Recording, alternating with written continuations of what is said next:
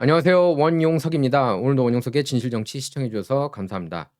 자, 트럼프가 중국하고 모든 관계를 끊고 싶어 한다고 제가 1기 때부터 얘기를 했는데요. 트럼프 1기 때부터. 2기 때도 본격적으로 이번에 관세 전쟁을 터뜨리는 이유는 특히 중국 상대로 중국만 콕 집어서 관세 전쟁 더 본격적으로 펼치고 있지 않습니까? 다른 나라들은 뭐 25% 이상 관세 때린다고 했다가 한국 포함해서요. 하지만 10%로 좀 낮춰준 상태죠. 90일 유예 기간 두고. 그래서 트럼프가 지난주에 뉴스네이션에 나와서 이제 인터뷰를 했습니다. 예, 거기서 이제 뭐라고 그랬냐면 트럼프가 그렇게 얘기를 했습니다. 중국하고 본격적으로 더 이상 이제 비즈니스 관계를 갖고 싶지 않다는 그런 뉘앙스의 발언을 했습니다. 우리가 이렇게 계속 무역 적자 상태로 갈 수는 없는 거다. 중국하고 모든 비즈니스 관계를 끊으면은 중국하고 무역 적자도 있을 필요가 없다. 굉장히 미국한테 득이 되는 말이죠. 미국한테 무역 적자 생기는 건 좋은 일이 아닙니다. 뭐 어떤 분들이 그래요. 기축통화국이니까 괜찮은 거 아니냐. 소매국이니까 괜찮은 거 아니냐. 아니죠. 미국도 이제 무역 흑자국이 돼야 한다는 겁니다. 트럼프의 생각이에요. 그래야지 부채도 낮추고 살 수 있다는 겁니다. 계속 이렇게 갈 수 없다는 거예요. 한계가 왔고. 미국이 전체 GDP 전체 그 전 세계 소매의 30% 차지하는 거는 그건 문제가 있다는 겁니다. 미국이 아무리 소매력 강해도 그건 안 된다는 거예요. 미국도 알뜰하게 살면서 무역 흑자국이 돼야 된다는 겁니다. 결국에는 흑자를 원하는 거예요. 제가 보니까 트럼프는 과거 미국이 무역 흑자국이었거든요. 맥켄리 대통령 때. 그때 어떻게 흑자국이 됐는지 아십니까? 관세 때렸어요. 똑같이 그 이데올로기를 적용시키고 있는 겁니다. 그 대신에 지금 나오고 있는 얘기가 연봉 15만 달러 미만, 연봉 15만 달러 미만 셀러리맨들에게는 그 가구당 15만 달러 미만 가구는 소득세를 적용하지 않겠다는 그런 뜻을 품고 있습니다. 과거 맥켄리처럼 역시. 트럼프가 굉장히 맥켄리 전 대통령을 존경한다는 것을 알 수 있습니다. 그 산에서 이름을 맥켄리를 오바마 뺐잖아요. 다시 집어넣었잖아요. 트럼프가. 그러니까 관세를 통해 무역 흑자국이 되고 싶은 게 트럼프의 궁극적인 목표입니다. 트럼프가 중국, 한국, 일본 막 이렇게 보면서 항상 부러워했던 게 야 어떻게 저 나라들은 무역 흑자국이야. 미국이 흑자국이어야지. 세계 초강대국인데 우리가 제일 많이 팔아서 가장 많은 돈을 벌어야지 하는 게 트럼프 생각이고 제조업 최대 강국이 되겠다는 꿈을 꾸고 있는 거는 그쪽으로 가겠다는 거예요. 다른 기업들이 지금 따라오건 안 따라오건 따라오기 싫은 기업들은 도태되라 이 얘기입니다. 사람들이 물어봤잖아요. 인터뷰어들이 물어봤습니다. 트럼프한테.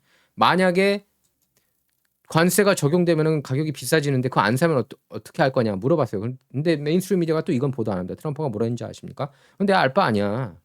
안 사면 되잖아. 안 사면. 미제 사라고 그러니까. 그게 정답인 거죠. 그게 정답인 거죠. 이번 관세 전쟁에서. 미제를 사라는 얘기입니다. 결국에.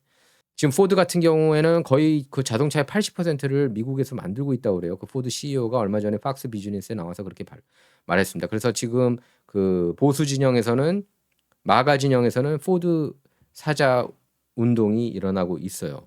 미제를 사자는 거죠. 포드, GM. 그리고 한국산도 산다는 얘기입니다. 미국에서 공장 세우지 않았습니까? 현대가. 그런데 더 이상 우리 미국이 호구가 되지 말자. 그게 이제 트럼프가 하고 싶은 말인 겁니다. 자, 이렇게 유럽도 중국한테 등 돌렸다는 뉴스가 나왔습니다. 지금 완전히 중국이 코너에 몰린 상황이에요. 지금 조선일보도 조금씩 이제 진실에 대해서 이렇게 보도를 하고 있습니다. 물론 미국 회사들이 중국하고 이렇게 그 무역 관계 끊으면서 미국 기업들도 뭐 소기업들도 타격을 받는 거는 그거는 피할 수가 없는 겁니다. 하지만 트럼프는 그 피해는 어쩔 수 없어. 일단은 가야 돼. 단기적으로는 그런 피해가 있을 수 있어도 장기적으로는 이게 낫다는 겁니다. 물론 피해자들 나올 수 있는 겁니다. collateral damage라고 그러죠. 있을 수 있는 겁니다. 하지만 그럼에도 불구하고 중국 상대로는 이렇게 해가지고 맞서 싸우고 중국하고 모든 관계 끊고 미국 제조업. 미국이 왜냐면은 중국이 들어오기 전에 중국이 세계무역기구 WTO에 들어오기 전에는 어떻게 했어요? 제조업. 괜찮았어요. 미국이. 그 러스트벨트가 괜찮았다고요. 그리고 그렇다고 미국이 선진국 아니었습니까? 근데 지금 미국이 선진국이 아니게 된 거예요. 이렇게 제조업을 중국한테 그리고 멕시코한테 맡기면서 미국 엘리트들만 잘 살고 대기업들만 잘 살고 그러니까 대기업들 CEO하고 일반 직장인들하고 그 연봉 차이가 몇만 배가 나는 거 아닙니까? 지금 말도 안 되는. 그러니까 이런 경제는 가짜 경제나 마찬가지예요. 이건 진정한 선진국이 아니라는 거예요. 미국이 진정으로 잘 못 산다는 건 아마 미국에 이렇게 사시거나 여행 오신 분들은 알 거예요. 그냥 뭐 좋은 동네만 간 분들은 미국이 잘 산다고 착각할 수 있을지 모르겠지만 미국 곳곳을 방방 곳곳을 한번 자세히 보면은 미국이 이렇게 선진국이라고 하기 어렵고 제가 볼 때는 한 중진국 정도예요. 솔직히 말해서 중진국 정도라고 봅니다. 일반인들은 워낙에 초특급 그 상위 10%가 워낙에 잘 살아서 그렇지 나머지는 제가 볼 때는 못 사는 사람이 많고 중진국이고 정말 노숙자 많고 마약 문제 심각하고 불법 체류자를 1200만이나 들여보냈는데 리더들도 이렇게 썩어 빠져 있고 미국이 그 정도면 제가 볼 땐 선진국이 아니에요. 중진국이에요. 중진국. 그 사는 수준이. 트럼프가 이걸 다 뜯어 고쳐 나가겠다고 하기 때문에 지난주에 뉴스네이션에서 타운홀 방식으로 인터뷰가 진행이 됐습니다. 뭐 거기서 이제 크리스 코머, 빌 오라일리, 스티븐 에이 스미스 뭐 이런 사람들이 나와가지고 패트릭 벳 데이빗 이런 사람들이 나와가지고 인터뷰를 같이 했는데 패트릭 벳 데이빗은 나중에 나왔고 근데 거기에 나오는 분 중에 출연자 중에 한 분이 이제 인플루언서인데 젊은 인플루언서인데 가족이 있어요. 근데 그 중국한테 관세 때리면서 자기가 직격탄이 됐다고 피해가 꽤 크다고 그런데 뭐라 그런지 아십니까? 하지만 언론들이 맨날마다 이거 시끄럽게 떠들어대는 게 더 이상 듣기가 싫다고. 어차피 나는 이렇게 그 고통을 견디기로 결심했다.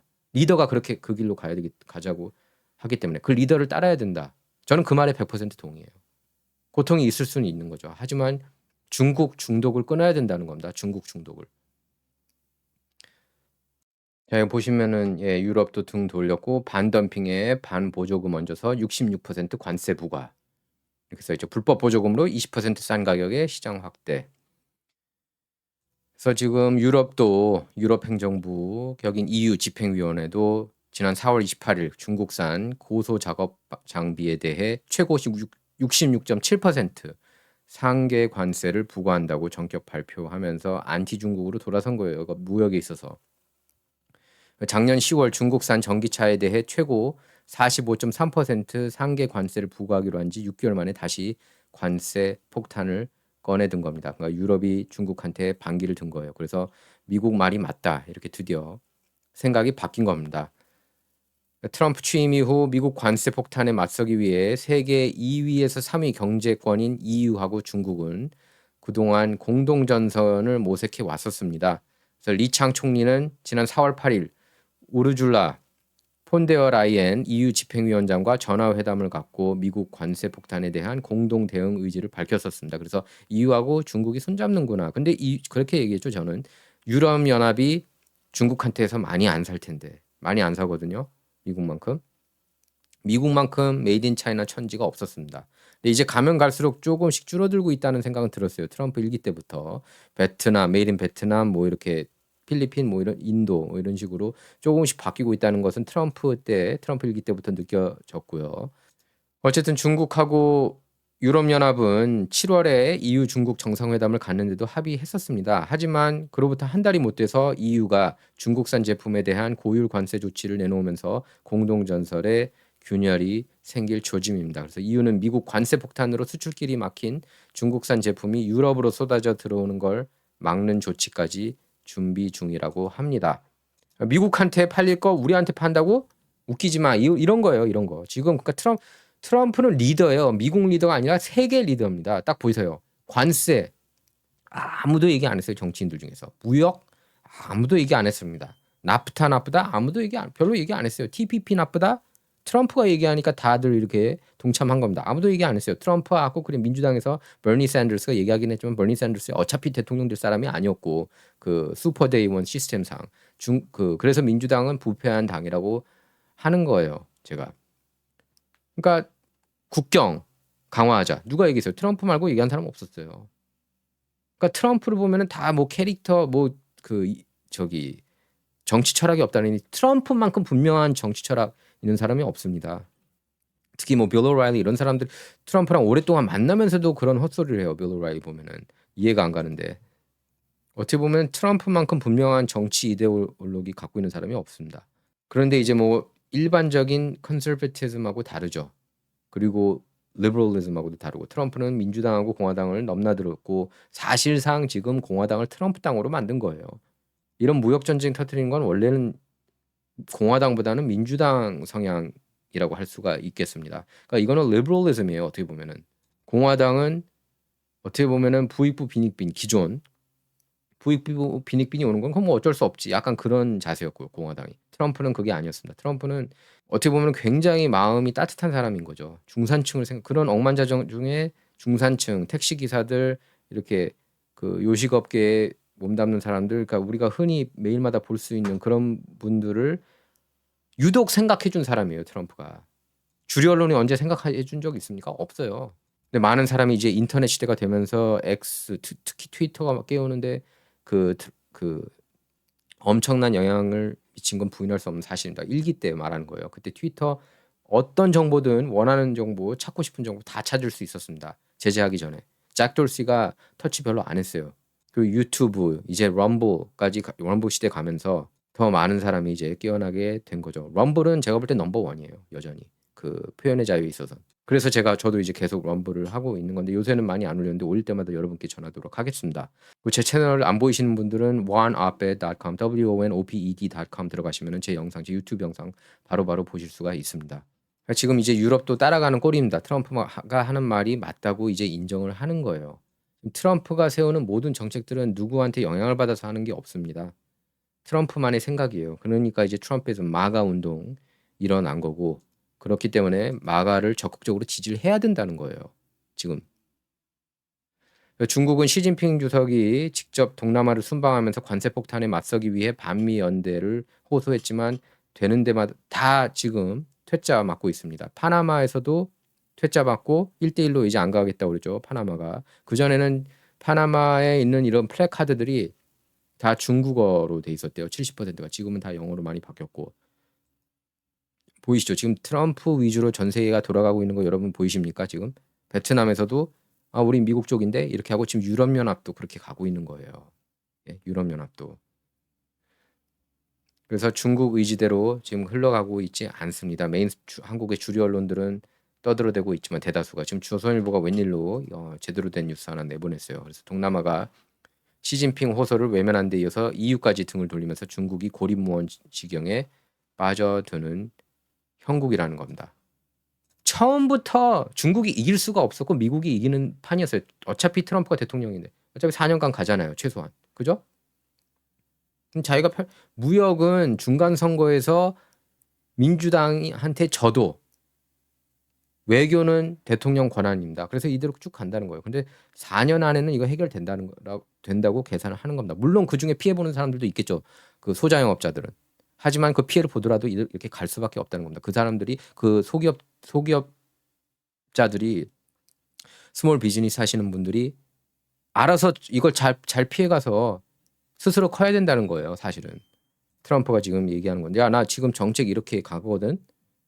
알아서 조심히 피해라. 이 얘기를 하는 겁니다. 대통령이 그 사람들 비율을 맞출 수 없는 거 아닙니까? 지금 그 큰 그림이 있는데 작은 그림을 신경 쓸 수가 없다는 겁니다. 메인스트림 미디어가 지금 꼬집는 거는 맨날 이렇게 소자영업자 얘네가 트럼프 정책에 의해서 중국 관세에 폭탄 봐주면서 이렇게 손을 봤다. 그런 사례만 보여주고 있지 않습니까? 언제 주류 언론이 트럼프 생각해 준 적 있었어요? 예를 들어서 불법 체류자가 그렇게 많이 살해를 저지르고 강간 많이 하는데 불법 체류자가 그런데 거기에 대한 사례를 별로 지적을 안 하잖아요. 레이첼 모리라든지 케이트 스타인리라든지 이렇게 불법 체류자 한 5-6번 추방됐는데 돌아와가지고 강간하고 살해하는 그런 케이스들은 별로 얘기를 안 하고 맨날 그 가르시아 이렇게 그 MS-13 깽단 멤버나 맨날 보호해주고 있는 게 민주당 아닙니까? 그걸 두고 이제 만만세하는 게 한국 언론, 한인 언론이고요. 미주 한인 언론. 그 언론들을 그대로 팔로우하는 거는 좀비예요, 좀비. 그래서 EU 집행위는 홈페이지에 게재한 발표문에서 지난 금요일부터 중국에서 수입되는 고소 작업 장비에 대한 반보조금 상계 관세 부과에 들어갔다 이렇게 밝혔습니다. 그래서 EU 집행위는 이미 중국산 고소 작업 장비에 대해 반덤핑 관세를 부과해 왔는데 이번에 반보조금 관세까지 더해서 관세율을 20.6에서 66.7%, 66.7%로 올렸습니다. 그래서 건설 공장 현장에서 사용되는 고소 작업 장비는 유럽 시장 규모가 연간 10억 유로에 이른다고 하는데요. 약 1조 6천억 원이라고 합니다. 그래서 프랑스의 하우롯데, 마니투, 중국의 신호붐과 저장딩리 이런 회사들이 시장을 놓고 경쟁을 하고 있습니다. 그래서 이유는 중국 기업들이 정부가 제공하는 각종 보조금을 등에 업고 유럽 현지 제품보다 20%나 싼 가격에 팔아서 시장 점유율을 확대해 온 것으로 판단했습니다. 그래서 그 중국이 이렇게 점유율을 확대하는 게 문제가 있다고 생각을 한 거예요. 중국 기업 유럽 시장 점유율은 2020년 29%에서 2022년 10월 41%로 뛰어 올랐습니다. 그래서 중국산 전기차가 유럽 시장 점유율을 확대한 것과 비슷한 과정을 밟은 건데요. 그래서 이거 그 유럽연합이 문제가 있다고 판단을 한 겁니다. 그러니까 인건비가 싸니까 유럽 현지 제품보다 20% 싸게 판 거예요. 그래서 점유율은 2020년 29에서 2022년 41%로 이렇게 올랐다는 거는 정말 이거 비상등 켜진 거죠. 그래서 이유는 작년 3월부터 중국산 고수작업 장비에 대한 반보조금 조사를 진행해 왔고, 이유는 중국 기업이 시장 가격보다 훨씬 싼 토지 사용료와 저리 특혜 융자, 세금 감면을 포함한 각종 불공정 보조금을 바탕으로 EU 경쟁 기업에 비해 20%나 싼 가격에 제품을 공급해서 시장 점유율을 높여왔다, 이렇게 경고했습니다. 그래서 이번 조치로 EU가 반덤핑, 반보조금 관세를 부과한 중국산 제품은 트럭용 타이어부터 다리미 입판까지 총 80종으로 늘어났습니다. 자, EU는 작년 10월에도 중국산 전기차에 대해 최고 45.3% 고율 관세를 부과하는 방안을 내놓아서 중국과 한바탕 관세 전쟁을 치렀습니다. 그러니까 미국만 치른 게 아니에요. 유럽연합도 중국 안 되겠는데 위기 의식을 느낀 겁니다. 안 느꼈겠습니까? 중국도 여기에 맞서서 EU산 돼지고기 유제품에 대한 반덤핑 조사를 시작했습니다. 하지만 트럼프 정부가 전방위로 관세 폭탄을 쏟아내면서 잘한 거예요. 트럼프가 한꺼번에 이렇게 전방위로 관세 폭탄 터뜨린 건 굉장히 잘한 겁니다. 정치 거의 11단이에요. 이 사람은. 이렇게 터뜨리면서 양측은 잠시 휴전하고, 유럽연합하고 중국 측은 잠시 휴전하고 공동 대응을 모색해 왔습니다. 그래서 우르줄라 폰데어 라이엔 EU 집행위원장은 지난 4월 8일 리창 중국 총리와 가진 전화회담에서 이렇게 얘기를 했습니다. 유럽과 중국은 미국 관세로 인한 세계적 혼란에 대응할 책임이 있다. 거기에 대해서 리창 총리도 중국과 유럽은 자유무역 지지자로서 협력과 소통을 강화해 나가야 된다. 자기네들끼리는 그렇게 관세 터뜨리면서 말이죠. 그래서 세계 각국은 미국 수출길이 막힌 중국산 제품이 자국으로 밀려들 것을 우려하는 모습입니다. 인도는 4월 21일 저가 수입 철강 제품에 대해 12% 세이프가드, 세이프가드라는 건 긴급 수입 제한을 얘기하는 겁니다. 12% 세이프가드 관세를 부과하기로 했고요. 또 밀려드는 중국산 저가 철강 제품을 겨냥한 조치라는 분석이 나오고 있습니다. 폰데어 라이엔 EU 집행위원장은 최근 미국 관세 폭탄 영향으로 중국산 화물이 유럽에 밀려들어 수입이 증가하면 EU 차원에서 보호 조치를 취할 것이다, 이렇게 밝혔습니다. 자, 잠시 전할 말씀 드리겠습니다. 메가 알부민, 저도 매일 복용하고 있는데 저도 메가 알부민 복용하고 나서 더 건강해졌다는 느낌이 확실하게 듭니다. 아마 이거 복용하는 분들은 다 저하고 동의하실 거라고 생각합니다. 메가 알부민은 일반 비타민이 아니죠. 가장 큰 역할은 비타민이나 영양소를 혈관을 통해 운반하는 역할을 하면서 혈액 건강을 도와주는 영양제입니다. 그래서 100% 미국산 단일 성분 고품질 알부민만 고집해서 만든 단백질 제품이고요. 한국 병원에 납품 중이고 한국 의사와 약사들에게 큰 호응과 신뢰를 주고 있습니다. 사이트 가입이나 주문하는 데 도움이 필요하시다면 213-500에 3301번 213-500에 3301번으로 직접 전화하시면 자세한 안내로 도움을 한국어로 친절하게 받으실 수가 있습니다. 또 미국 전화가 안 되시는 분들은 카톡으로 연결하셔서 문의하시면 바로 메가 알부민 회사와 연결해 드립니다. 자, 한국에서 가장 알려져 있는 혈액 검사 기관이고 병원에서 피 뽑고 결과를 받는 기관 중에는 가장 톱인 곳이라서 신뢰가 있습니다. 그럼 메가 알부민 30일 복용 전과 후에 대한 결과에서 검사받은 분, 혈액 중 가장 중요한 알부민 수치가 많이 부족했던 분이 30일 복용하고 나서 혈액 검사에서 알부민 수치가 정상에 가깝게 됐습니다. 그래서 병원 관계자들까지 이렇게 많이 놀랐어요. 이후 병원에서 적극적으로 추천해주는 제품으로 이렇게 인기를 모으고 있습니다. 그래서 꾸준히 이렇게 한국 병원에서 특히 이렇게 연락이 많이 오고 있습니다. 다른 알부민 제품들은 이것저것 섞어서 나온 제품들이 많은데요. 한국은 고함량 단일 성분 알부민 제품은 없습니다. 그래서 고품질 미국산 알부민만 주성분으로 구성된 메가 알부민이 유일합니다. 예, 미국산 알부민만 주성분으로 된 알부민은 메가 알부민이 유일합니다. 자, 그리고 오렌지 카운티 플러튼 프리스쿨 아이렘넌트 프리스쿨 여러분께 소개해 드리겠습니다. 예, 참사랑 루터교회 사역으로 시작된 아이렘넌트 프리스쿨은 어린이들과 그 가족들 삶에 영원한 영향을 주기 위해 설립됐습니다. 그래서 하나님 자녀로서 정체성을 가르치는 게 이 학교의 사명이라고 합니다. 성경 구절, 암송, 성경 공부, 찬송가 부르기, 일상 활동, 실내외 놀이 이렇게 이 학교에서 하는 모든 활동은 아이들이 삶의 리듬을 배우고 하나님께서 그들 안에 풍성히 거하시다는 것을 경험하도록 돕습니다. 이를 통해 아이들이 이웃과 교회 그리고 세상을 섬기고자 하는 마음을 갖게 되기를 기도합니다. 이렇게 Infant and Toddler Center가 있고 Preschool, Kindergarten 프로그램이 있고요. 영유아 센터, Infant and Toddler Center, 그 다음에 Preschool and Kindergarten, 유치원, 어린이집 프로그램이 있습니다. 캠퍼스 주소 이렇게 나와 있고요. 1521 West Orange Thorpe Avenue, Fullerton, California 92833 이렇게 나와 있습니다. 운영은 오전 7시에서 오후 6시까지고요. 오피스 시간은 오전 9시에서 오후 4시 30분까지입니다. 전화번호는 714-992-5008번입니다. 또 714-441-1004번. 이게 더 기억하기 쉬울 겁니다. 714-441-1004번 전화하시면 되고 댓글창에 제가 핀 걸어 놓겠습니다. 디렉터 그레이스 그레이스 강 디렉터님은 부모님 모두 유아교육기관 원장으로 재직하신 교육자 가정에서 자랐습니다. 그래서 UCLA에서 학사학위, 캘리포니아 주립대 플러튼, 캘리포니아 스테이트 플러튼에서 초등교사 자격증을 취득하고 2014년에는 교육학 석사학위를 받았습니다. 현재는 컨코리아 대학교 얼바인에서 컨코리아 유니버시티에서 교육학 박사 과정을 밟으면서 혁신적이고 효과적인 교육 리더십을 발전시키고자 노력하고 있으신 분입니다. 10년 이상 교육 경력을 가졌고요.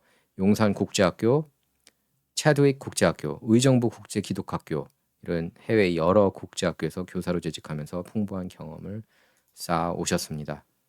참사랑교회에서 이끄는 iRemnant Preschool입니다. 자, 이게 이제 그 사진이죠. 그 유럽 방문했을 때 시진핑이 작년 5월 6일 프랑스 파리 엘리제궁에서 우르줄라 폰데어 라이엔 유럽연합 집행위원장하고 만나서 악수하는 모습입니다. 여기 옆에 이제 마크롱 보이고요. 자, 그래서 영국에서는 트럼프가 한 것처럼 중국산 저가 제품 유입을 막기 위해 소액 면세 제도를 폐지해야 한다는 그런 주장도 나오고 있습니다. 영국 전자제품 판매업체 커리스 최고 경영자 알렉스 발독은 FT 인터뷰, 파이낸셜 타임스 인터뷰에서 이렇게 얘기를 했어요. 중국산 저가 제품이 덤핑 가격에 유럽으로 몰려들 조짐이다. EU가 중국산 제품에 대한 소액 면세 제도 폐지를 검토 중인데 영국도 뒤처져서는 안 된다. 이렇게 밝혔습니다. 또 인도 주재 중국 대사인 쉬페용은 4월 29일 인도 일간지 기고문에서 중국은 세계무역기구 보조금 규정과 시장 규칙을 엄격하게 준수하고 있으며 덤핑과 악성 경쟁을 통해 다른 나라 산업과 경제 발전을 가로막지 않을 것이다. 이렇게 밝혔습니다. 미중 관세 전쟁 여파로 중국산 덤핑 제품이 인도에 밀려들까 걱정하지 말라는 취지인데 이를 고지고대로 믿겠습니까?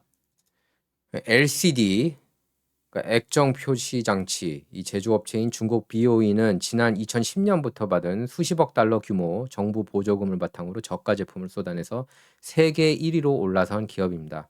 그래서 이 회사 작년 재무 보고서를 보면 지난 3년간 받은 정부 보조금이 105억 위안이었어요. 그러니까 정부 기업이나 마찬가지인 거예요.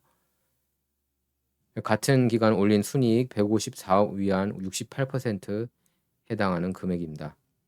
그래서 세계 1위 LCD 업체가 이런 상황이니까 다른 업체도 마찬가지죠. 예.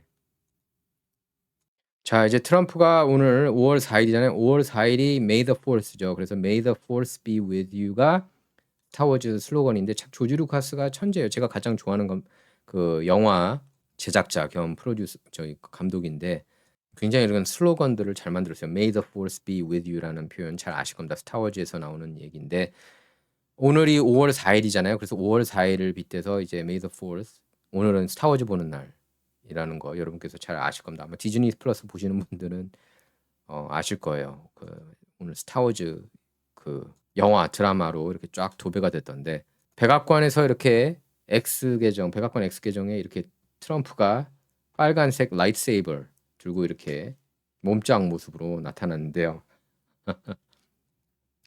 이렇게 올렸습니다. 백악관에서. 은하계 다시 시스 군주들. 이렇게 나온다. 그 은하계 다시 시스 군주들, 살인자들, 마약 카르텔, 위험한 죄수들, 그리고 악명 높은 MS-13 갱단원들을 끌어들이려 애쓰고 있는 급진 좌파 광신자들을 포함해 모두에게 즐거운 5월 4일이 되길 바랍니다. May the 4th be with you 이러면서 당신들은 반란군이 아닙니다. 당신들이야말로 제국입니다. 그러니까 얘네들을 빗대서 급진 좌파 광신자들이 제국이란 얘기입니다. 이런 걸 보고 어떻게 마음에 안 들 수가 있습니까? 트럼프가. 자, 그리고 트럼프가 샌프란시스코에 있는 그 알카트라스, 샌프란시스코 인근이죠. 예. 알카트라스 60년 만에 재개장한다고 그렇게 밝혔습니다. 세계에서 제일 유명한 악명 높은 교도소인데요. 지난 세기 가장 극악무도한 범죄자가 수감됐던 알카트라스 감옥을 60여 년 만에 재개장하겠다는 뜻을 소셜미디어 트루소셜을 통해서 밝혔습니다. 트럼프는 오랜 기간 미국은 잔인하고 폭력적이며 재범을 반복하는 범죄자, 사회의 고통과 외로움만을 초래하고 아무것도 기여하지 못하는 쓰레기 같은 존재들에 의해 고통받아 왔다. 그러면서 가장 위험한 범죄자들을 주저없이 감옥에 가둬야 된다. 그들이 해를 입힐 수 있는 사람들과 멀리 떨어진 그 올바른 방식. 그러면서 과거 우리가 했던 게 올바른 방식이다. 그러면서 연쇄 범죄자들을 더 이상 용납하지 않을 것이다. 저도 이거 대환영입니다. 교도소가 맨날 부족하다 그러거든요. 더 많이 만들어야 되고 저는 민간 교도소도 더 많이 만들어야 된다고 봅니다. 교도소에 있는 수감자들 너무 많이 풀어줌으로써 특히 캘리포니아 정신나간 게빈 뉴섬이 그러면서 범법자들이 난무하고 범죄가 더 늘어나는 그런 악순환이 반복됐습니다. 그러니까 교도소에 사람들 넣기가 싫으니까 민주당 그 정신당한 민주당에서 그래서 어떻게 법을 바꿨어요. $950 미만으로 이렇게 훔치는 사람들은 기소도 못하게 하지 않았습니까? 물론 그걸 이제 작년에 바로잡긴 했지만 그게 바로 민주당 정신이에요. 썩어 빠진 정신. 트럼프는 이어서 국토안보부 FBI가 알카트라스를 대대적으로 확장, 재건해서 미국에서 가장 잔인하고 폭력적인 범죄자들을 수용하도록 지시했다. 이렇게 밝혔습니다. 그래서 트럼프는 취임 후 범죄 전력이 있는 불법 체류자 추방에도 이렇게 드라이브를 걸고 있죠. 알카트라스는 샌프란시스코에서 약 2.4km 떨어진 바위섬입니다. 그래서 1934년부터 63년까지 29년 동안 연방정부 교정시설로 운영됐습니다. 재소자 권리 보장, 후생 복지가 최악이었고 탈출이 불가능한 것으로 알려졌습니다. 그래서 마피아 구독인 알카폰. 근데 알카폰보다 자기가 더 조사 많이 받았다고 그랬죠, 트럼프가. 마피아 두목인 알카폰, 금주법 시대의 밀주업자로 활동한 조지 켈리, 아일랜드계의 깽단 두목인 와이리 벌저, 이런 악명 높은 중범죄자들이 이곳에 갇혀 있었습니다. 영화로도 유명합니다. 그 션 커너리하고 니콜라스 케이지가 공동 주연한 영화, 그리고 마이클 베이가 연출했죠. The Rock. 예, 정말 재밌게 봤어요. 예, The Rock. 또 클린트 이스트우드 주연의 알카트라스 탈출, 이런 수많은 예술 작품 소재가 되기도 했습니다. FBI에 따르면 29년 운영 기간 36명이 14차례 탈출을 시도했지만 거의 모든 시도가 실패로 끝났습니다. 60년대 처벌보다 교화를 주장하는 시민사회의 목소리가 커지고 시설 운영을 유지비 부담이 커지면서 결국 폐쇄됐는데요.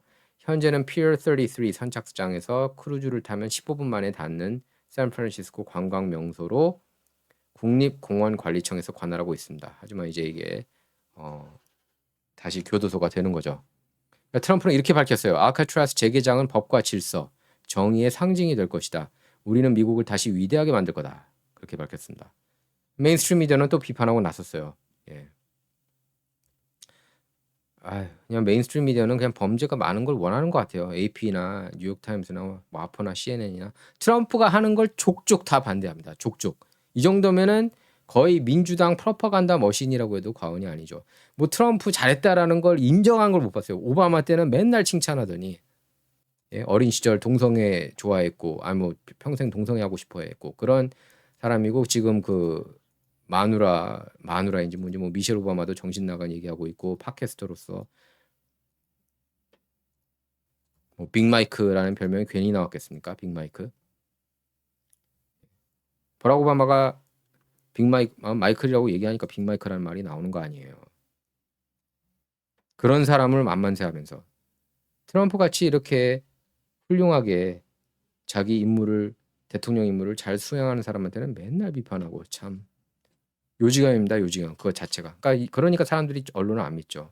그걸 이제 신처럼 떠받드는 미주한인 언론이나 한국 언론이나 답답하기 그지없습니다. 아마 여러분께서는 이제 아실 거예요. 제가 아마 몇 년 전부터 메인스트림 미디어가 어떻게 보도했는지 그 내용은 최소화하고 있습니다. 아예 저는 안 봐요. 이제 안 봐요 저는. 근데 그거를 꼭 미국 많은 그런 보수 진행자들이 꼭 보여줘요. 오늘 메인스트림 미디어에서는 이랬다. 메인스트림 미디어에서는 저랬다 하고 영상까지. 제가 영상 여러분께 보여드린 적 아마 5년 전 그때 이후로는 한 번도 제가 거의 안 보여드렸을 거예요. 정말 필요해서 보여드려야 되지 않는 한. 왜냐면 그들 목소리도 듣기 싫거든요. 저는 안 봐요. 정말 영상도 그쪽은 아예 비판하는 영상도 저는 넘겨봐요. 안 봐요. 예를 들면은 뭐 팍스뉴스가 비판했다 메인스트림 미디어 안 봅니다. 보기가 싫어요. 그냥 듣기도 싫어요. 어차피 가짜 뉴스 프로파간다 머신이기 때문에 들을 필요가 뭐 있겠습니까? 그래서 지금 그런 목소리가 많이 나오고 있죠. 미국이 필요하다. 알카트라스 같은 데가. 그러니까 엘살바도르 세코트 아주 그냥 집단으로 막 그 군인들이 혼내잖아요. 그 이렇게 막 고개 숙이면서 막 도망치고 막 그 수감자들이 그런 식으로 해야 된다는 겁니다. 그런 식으로 하는 게 맞죠. 그래서 그걸 모범 사례로 두둔해 왔고요. 그래서 트럼프는 지난 1월에도 불법 체류자 3만 명을 쿠바 관타나모 미 해군 기지에 구금시키는 내용의 행정명령에 서명했습니다. 잘했죠. 예. 그래서 미국은 9.11 테러 직후 테러와의 전쟁을 선포한 뒤에 여기에 테러 용의자 수용소를 만들기도 했습니다. 어떻게 하는 일마다 이렇게 잘하는지 모르겠어요. 그러니까 A+ 준 거죠. 100일에 제가. 첫 번째 임기도 딥스테이트 상대로 이겼기 때문에 A+, 이번에도 계속 지금 100일까지 A++ 줘야 되죠. 특히 가장 큰 점수를 주는 거는 관세입니다. 그리고 국경. 지금 트럼프가 얼마나 위대하게 잘하고 있는지 아십니까? 진짜 A++ 줘야 돼요. 지금 국경 통해서 넘어온 사람이 한 사람도 없을 정도래요.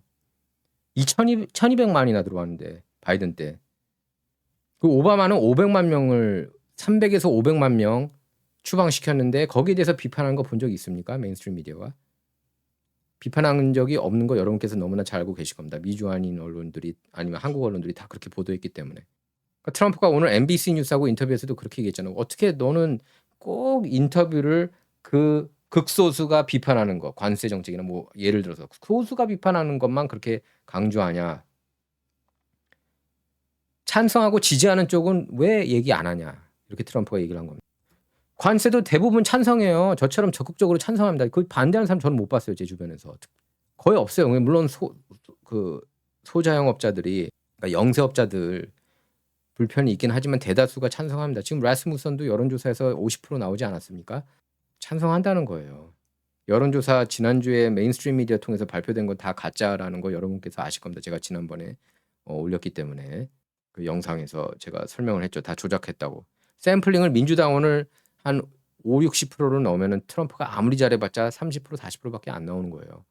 자, 트럼프가 이제 엔터테인먼트 쪽도 공격을 하겠다고 밝혔습니다. 외국 영화에 100% 관세 부과 절차 시작했다고 밝혔습니다. 트루스 소셜에 또 글을 올렸는데요. 상무부와 미국 무역 대표부 USTR이죠. 예, 미국 무역 대표부에 외국에서 제작된 모든 영화에 대해 100% 관세 부과 절차 즉시 시작하도록 승인했다.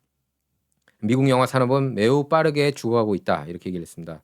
그래서 다른 국가들은 미국 영화 제작사와 스튜디오를 미국에서 사라지게 하기 위해 모든 종류의 인센티브를 제공하고 있다. 할리우드와 미국 내 다른 지역들은 심각한 타격을 받고 있다. 받고 있다 이렇게 밝혔습니다. 물론 여기에 대해서 메인스트림 미디어는 어떻게 좋아할까요? 싫어할까요? 싫어해요. 글로벌리스트들은. 왜냐하면 인건비 싼데 좋아하니까. 이것도 중국하고 똑같은 라직이에요. 똑같은 라직. 그러니까 트럼프를 비판하면 아 이거 좋은 정책이구나 그렇게 생각하시는 게 정확합니다. 예.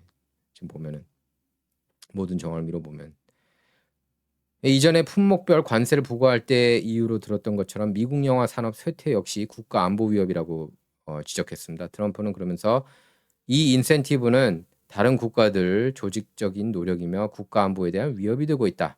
이는 다른 모든 문제처럼 메시지이자 선전이다. 그러면서 우리는 다시 한번 미국에서 제작된 영화를 원한다고 밝혔습니다. 트럼프의 이번 지시에 따라서 상무부와 USTR은 외국 영화를 미국에 수입하는 게 국가 안보에 미치는 영향을 따져보기 위해 무역 확장법 232조에 의거한 조사가 개시될 것으로 보입니다. 그래서 미국 무역 확장법은 특정 품목 수입이 국가 안보를 위협한다고 판단될 경우 관세 부과로 수입을 제한할 권한을 대통령에게 부여하고 있습니다. 이러니까 미국 국민들이 안 좋아할 수가 있나요?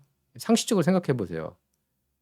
자, 이걸 보시면은 얼마나 언론들이 엉망진창인지 아실 수가 있습니다. 이거는 좀 여러분께 보여드려야 될 것 같아요. 백악관에서 X에 글을 올렸습니다. Congrats on your new gig at the New York Times or AP. Here's your fake news media reframing guide. Perfect for turning illegal alien MS-13 gangbangers into Maryland dads in seconds. 자, 뉴욕타임스하고 AP에 들어오면은 이런 식으로 바꾼다는 겁니다. 예를 들면 엘살바도르, 메릴랜드주의 엘살바도르, 지금 가르시아 알지 않습니까?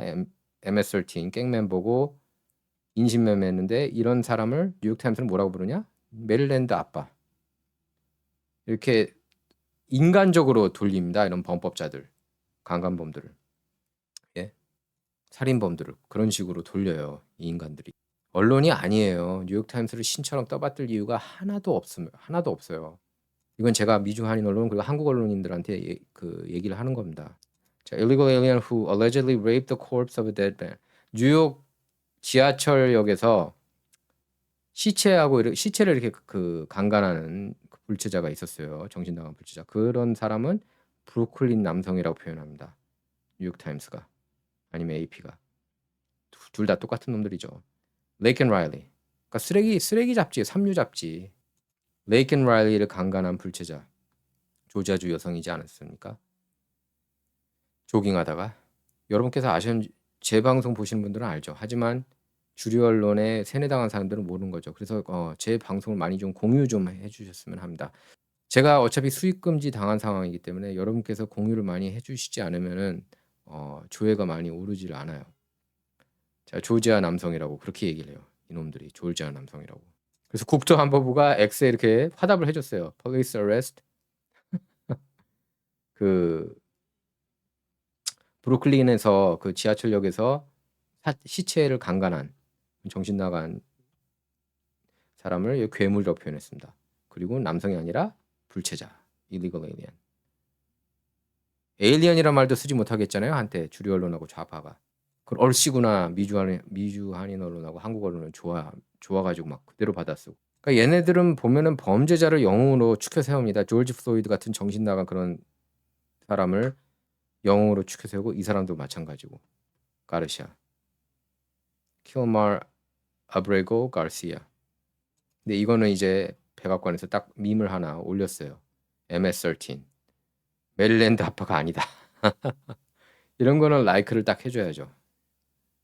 자, 그리고 우리의 또 다른 영웅 일론 머스크도 영웅 대접받을 만합니다. 이 사람이 정부 효율위원회에 있으면서 어느 정도였냐면은 아예 그냥 소파에서 잤대요. 일만 하고. 그리고 이 도우지 정부 효율위원회에서 일하는 애들은 젊은 애들이 많죠. 20대 뭐 하버드 나와다가 드랍아웃 해가지고 국가를 위해서 뛰는 사람들이 많은데 새벽 2시까지 매일마다 주 7일. 이런 사람들이 미국을 좋은 방향으로 바꾸고 있는 겁니다. 천만다행이에요. 트럼프가 대통령 된 덕분에. 한국 언론, 미주 한인 언론 거꾸로 보시면은 미국이 정확하게 보이시는 겁니다. 제 방송 보면은 정확히 볼 수 있는 거죠. 저는 사실 민주당원들을 설득해가지고 이렇게 넘어오게 하는데 더 큰 쾌락을 느끼거든요. 그러니까 좀 민주당원들한테도 많이 이렇게 쉐어를 해주셨으면 하는 바람입니다. 주류 언론에 세뇌당한 사람들, 미국 언론, 미주 한인 언론에 세뇌당한 사람들 깨우쳐야죠. 자, 안내 말씀 하나 더 드리겠습니다. 예, 진정은 여러분의 후원을 통해서 운영이 되고 있습니다. 저는 이제 유튜브 이렇게 그 블랙리스트에 올라가 있는 관계로 수익이 금지당한 상황이라서 여러분 후원을 통해서 운영이 되고 있습니다. 많은 성원 부탁드리겠습니다. 그리고 메가 앨범인 판매하고 있고요. 그리고 또 그 트럼프 아빠가 돌아왔다, 미국이 돌아왔다 머그 텀블러 판매하고 있습니다. 윤통 머그 텀블러도 계속 판매하고 있습니다. 한국 정치 뉴스 하나 전해드릴 텐데요. 예, 김문수 후보, 제가 개인적으로 지지했던 김문수 후보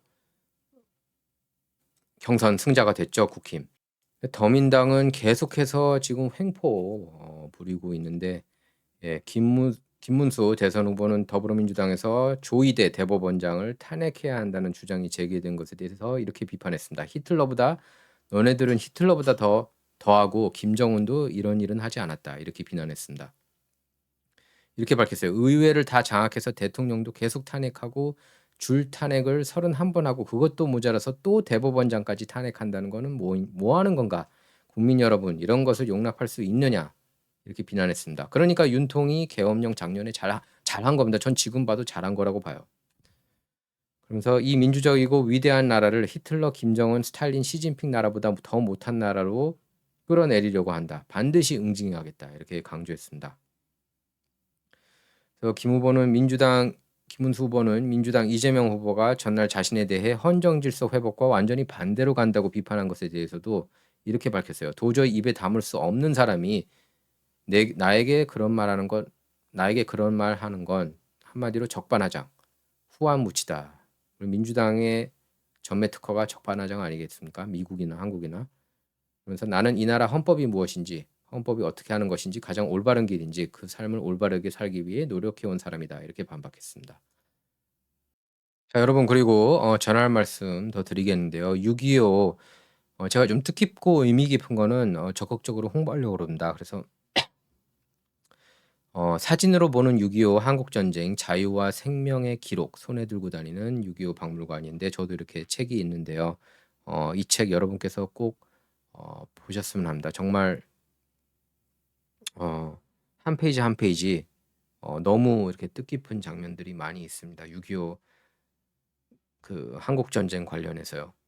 이 책은 월드 피스 프리덤 유나이티드 안재철 대표께서 직접 만드신 겁니다. 예, 제가 최근에 인터뷰도 했는데 인터뷰 영상도 곧 올라갈 거예요. 안재철 대표께서는 20년 전부터 미국 각군 박물관, 지역 도서관 이렇게 미 정부 문서고를 돌면서 6.25 한국전쟁 관련 희귀 사진 약 5만여 점을 수집하셨습니다. 그중 일부를 칼라 사진으로 변환해서 출판을 하신 겁니다. 이 책 판매 관련해서도 제가 댓글에 핀 걸어 놓도록 하겠습니다. 자, 그리고 론 펄, 제가 존경하는 정치인입니다. 예, 론 펄 정의된 자유 책도 판매하고 있습니다. 이렇게 얘기를 했어요. 제가 책 한 대목 읽어드리겠습니다. 나는 오랫동안 진리에 대해 생각해왔고 그 진리가 곧 자유라고 정의를 내렸다. 그 이유는 진리란 삶에 있어 가장 소중하고 가치 있는 것이며 나에게는 자유가 그러했기 때문이다. 자유란 우리 인간이 인간으로 살아갈 수 있게 더 인간답게 살도록 만드는 필수 장치이다. 자유는 인간 기본 권리이며 인간을 사유하게 만들기에 자유가 없는 인간은 더 이상 인간이라 불려질 수가 없다. 론 펄은 그 연준에 대해서 굉장히 비판적이신 분이죠. 자, 끝으로 이번 방송 마치기 전에 또 즐거운 소식 하나 전하겠습니다. 예, 톰 호먼 국경 차르가 AOC 민주당 2028년 대선 후보라고 그러죠. AOC 가장 뭐 유력한 대선 후보가 이 정도라밖에 안. 민주당의 현 주소예요. AOC가 불법 체류자 보호해주자고 막 그렇게 소리 지르고 있는 것에 대해서 체포하려고 한다는 소식입니다. 톰 호먼이 체포됐으면 좋겠어요. 이번에 AOC 그만 까불게. 자, 진정 이번 시간은 여기서 마치도록 하겠습니다. 시청해 주셔서 감사합니다.